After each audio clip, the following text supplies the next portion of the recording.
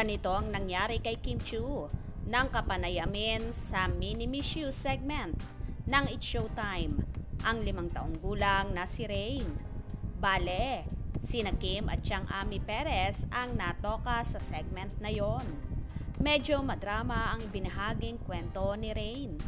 Kasama niya ang ama't ina at kanyang kuya sa sementeryo kung saan sila nakatira.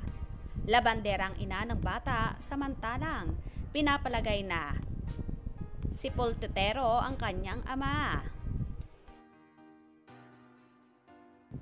Pinuri ni Ami si Rain dahil nauunawaan daw nito ang kalagayan nila sa buhay sa murang edad. Ganon na lang din ang abot-abot na pasasalamat ng bata sa kanyang mommy at daddy dahil sa mga sakripisyo ng mga ito. Nag-I love you pa ang bata sa kanyang mga magulang nang hingin kung ano ang masasabi nito sa kanyang parents. Hindi napigilan ni Ray na maiyak. Doon na nahawa si Kim. Bakit ka nalulungkot? Tanong ni Rain kay Kim. Ani Kim, hindi raw siya nalulungkot, kundi natatouch sa kanyang kwento. Curious din kasing tinanong ni Kim kung hindi raw ba natatakot si Rain dahil sa loob sila ng sementeryo naninirahan.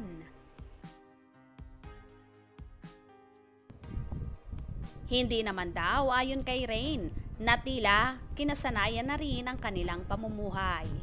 Ewan nga lang kung may dagdag na ganda points ang ibinahaging kwento ni Rain sa Madlang People. O baka naman dahil na antig ang damdamin ni Kim ay may iniabot siyang pakonsuelo sa bata na hindi malayong mangyari.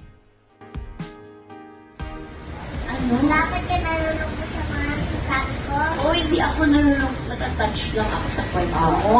Tsaka gusto ko yung pananaw mo sa buhay. Natutuwa kami sa'yo.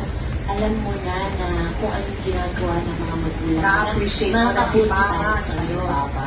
Dapat hanggang paglaki mo, ganyan ha. Grateful lagi ha. Yan, good girl. Lagi.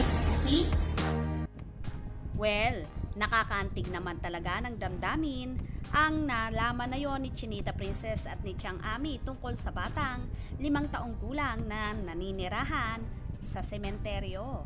Posible talaga ang bigyan ito ni Chinita Princess. Kaya naman tumutok at huwag pahuhuli sa mga maiinit na kaganapan.